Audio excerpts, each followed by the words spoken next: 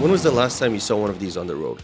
Ever wonder who's behind them? I have about 8 or 10 cars at once and a couple of bikes. There's a secret world of guys who spend months of work building these cars. On average, I make about 4 or 5 times what I've invested. Meet Jesse. He's one of the best. I always win on flips. But here's a real question. What drives someone to flip these 100-year-old relics for a living? I'm Jesse Von Presley, and I'm a professional car dealer. I grew up in the mountains of Virginia and Kentucky, Appalachia, and I ran away from home when I was 16. I was always a car guy. I loved hot rods, always. I moved to North Carolina where I became a power distribution lineman till age 25. And then I decided California was the place to be. I came here to be a rock star. I sang in a band and played guitar. And then I just sort of got more and more into my car hobby until it became my full-time job, which is basically fixing up classic cars and reselling them. So this is a 1926 Model T. I got it from my friend who built it with his grandfather. It wasn't quite as pretty. It actually looked like the Clampett truck when I got it. It had no paint, no upholstery. It was very, very rough. So this car has been around for 99 years. Yeah. Holy shit. I guess officially a hot rod is a hot roadster. And a roadster is a car with no top, oftentimes no fenders and hood. Came out actually in the late 40s. Guys were taking these Model Ts and stripping them down and making them a little faster. Driving around in a hot rod is sort of like putting on a performance. I feel a certain sense of obligation, like if someone comes up with their kid or whatever and they want to take a picture with the car, it's like a celebrity with an autograph. If you're in a bad mood or whatever, well, suck it up, because you're doing a public service, sort of. Everyone smiles, everyone's very courteous, so it brings out the best in people, which I like. And it's actually currently for sale. How much are you selling it for? $14,000. That's actually, I Yeah. thought they're gonna be like to the moon. Yeah, no, pretty reasonable. I think car flipper is sort of a derogatory term that people use because they just can't stand the thought that you have bought something and that you're selling it at a profit. I only buy things that I want. If I personally wouldn't want to have it for myself, I don't buy it. This car right here, for instance, this little red one up front, I built that car in real life for a client. I probably spent uncountable number of hours making that little thing to match it. Even if it takes me a while to fix it up, I'm gonna enjoy fixing it up. And if it takes me a while to sell it, once I've fixed it up, so what? I get to enjoy driving it. If it takes months to sell it, then I get to keep it and drive it for months. It's got some issues I'm working on, so it's kind of been on the back burner. That's why it's sitting in here. I have the freedom to do whatever I want, but I have the discipline to say, okay, Monday through Friday, 9 to 5, these are my hours. And I get up every day and I go to work and I get as much done as I can. I think people like old cars just because they have like a soul. They have like a personality. When I get in these cars, I feel like I have to talk good to them.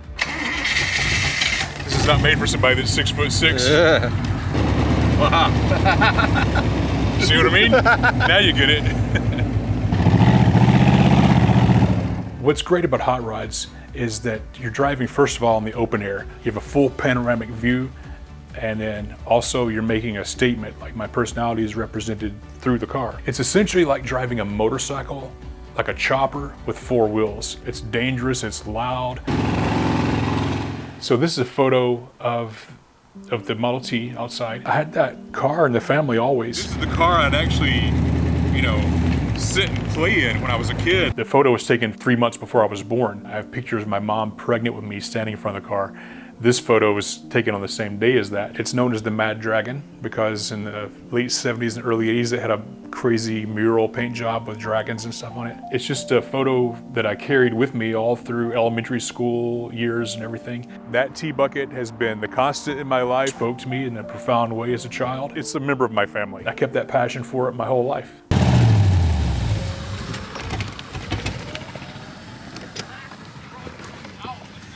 Throttle stuck. It's super dangerous. Don't hit that gear shift or whatever you do. But luckily it wasn't wide open, it was just like a little bit. I don't know what happened just now, honestly. I think that hard speed bump that we jumped, like you didn't like that too much. When you buy old crappy cars, you want to keep them on the road, you pretty much got to learn how to keep them going yourself. Start out just changing a few parts, the starter goes out, you got to figure out how to change that starter. And then next thing you know, you're tearing a car down to the bare frame and replacing everything on it.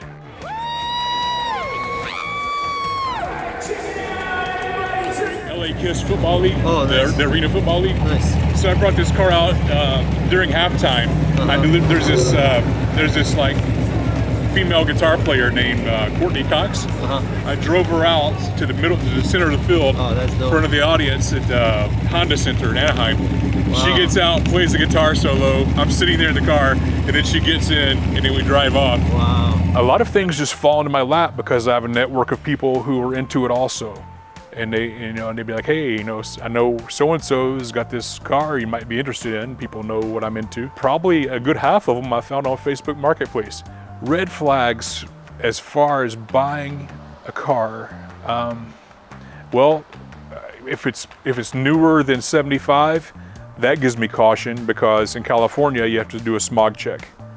So pre-75 makes a lot of sense, so you don't have to worry if it's gonna pass a smog check or not. Anything pre-1975, it's the Wild West.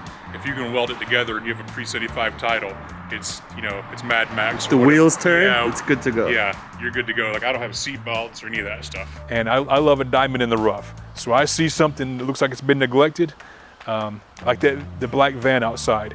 Now that thing was painted up and done like that in the 70s. It's been just neglected and passed around from different people and beat up for decades. And it was pretty sad when I got it. So I pretty much brought it back to its basically where it would have been when it was, 5 years from being done. I've had some movie cars. It was the hearse from Dumb and Dumber 2. The first 45 minutes of the film, Jim Carrey and Jeff Daniels, they're driving the hearse around and Kathleen Turner pops the hood and works on it and it gets blown up in the movie. I got that and a van from the same movie. And then I got to drive that van across America and back. I put this bike in the back of that van, drove it to Virginia, hung out for a month, and then drove it back. It has a small block Chevy V8 in it. So when building a hot rod or a classic car, you can't mix themes. For instance, the red hot rod outside is a very 1940s aesthetic. You wouldn't want to be putting like some 1970s Krager SS mags on it. You want to keep things consistent to their time period. But I guess the kind of people that buy the car depends on which category they fall into. If it's one of my boogie van things, you get a lot of hip, younger type people, women even want to buy them. Kind of a cooler crowd with the boogie vans, believe it or not.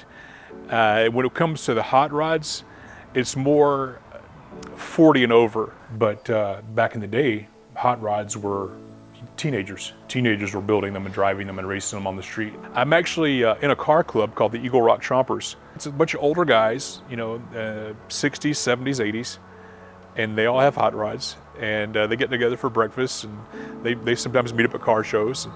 It's a really cool club. It started in the 1940s.